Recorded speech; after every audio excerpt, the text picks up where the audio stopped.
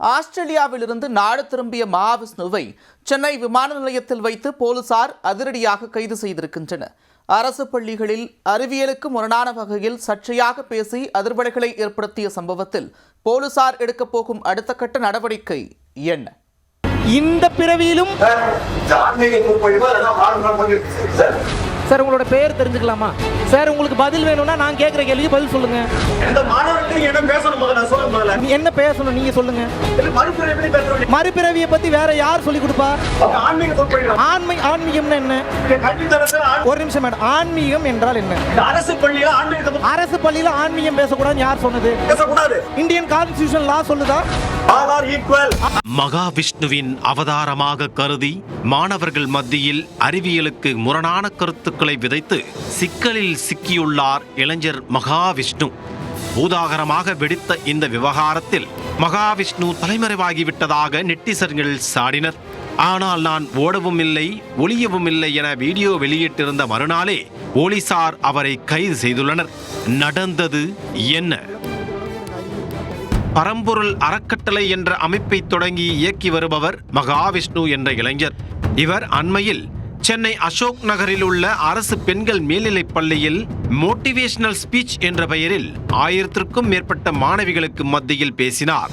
அறிவார்ந்த சமூகத்தை உருவாக்கும் பள்ளியில் நின்று கொண்டு மந்திரத்தை சொன்னால் பறக்கலாம், நெருப்பு மழையை வர வைக்கலாம் என மாயாஜால வித்தகர் போன்று பேசியுள்ளார். மந்திரத்தை படிச்சீங்கன்னா நெருப்பு மழை வரும், ஒரு மந்திரத்தை படிச்சீங்கன்னா உடல் நோய் குணமாகும், ஒரு மந்திரத்தை படிச்சீங்கன்னா இங்கிருந்து அங்க பறந்து போவான். அத்தனையையும் ஓலை பனை ஓலையில் எழுதி வைத்து விட்டு சென்றார்கள் ரகசியங்களை. ஆனால் பின்னால் வந்த ஆட்சியாளர்களின் காரணமாக, நான் சொல்றேன் பிரிட்டிஷ் வந்த அவர்களுடைய சதி வேலையின் காரணமாக நமது மக்களுடைய ஞானம் மண்ணோடு மண்ணாக புதைந்தது. இதே போன்று சைதாப்பேட்டையில் உள்ள அரசு மாதிரி பள்ளியில் பாவமுண்ணியம், மறுபிறவி, குருகுல கல்வி குறித்தும் பேசியுள்ளார். பாவங்கள் செய்தவர்கள்தான் மறுபிறவியில் மாற்றுத்திறனாளிகளாக பிறக்க நேரிடுவதாகவும் உளறியுள்ளார். மோட்டிவேஷனல் ஸ்பீச் என்ற பெயரில் மகாவிஷ்ணு தொடர்ந்து மூட நம்பிக்கைகளை விதைத்ததால் அங்கிருந்த தமிழ் ஆசிரியர் சங்கர் பொங்கி எழுந்துள்ளார். மறுபிறவியை பத்தி வேற யார் சொல்லி கொடுப்பா? ஆன்மீகம் என்ன? ஒரு நிமிஷம் மேடம், ஆன்மீகம் என்றால் என்ன? அரசு பள்ளியில ஆன்மீகம் பேசக்கூடாது யார் சொன்னது? இந்தியன் கான்ஸ்டிடியூஷன் லா சொல்லுதா?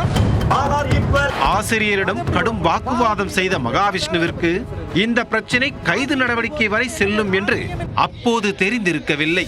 மகாவிஷ்ணுவின் செயலுக்கு கடும் கண்டனம் எழுந்த நிலையில் தன்னுடைய கட்டுப்பாட்டில் உள்ள இடத்திற்கு வந்து என் ஆசிரியர் சங்கரை அவமானப்படுத்தி பேசியவரை சும்மா விடமாட்டேன் என்று பள்ளிக் கல்வித்துறை அமைச்சர் அன்பில் மகேஷ் எச்சரித்தார். அத்துடன் அரசு பள்ளியில் மூட நம்பிக்கையை விதைப்பதா என்று அரசியல் கட்சி தலைவர்கள் உட்பட பல்வேறு தரப்பினரும் கடும் கண்டனம் தெரிவித்தனர். சர்ச்சை பேச்சு குறித்து மகாவிஷ்ணுவுக்கு எதிராக சைதாப்பேட்டை காவல் நிலையத்தில் ஏற்கனவே புகார் அளிக்கப்பட்டிருந்தது.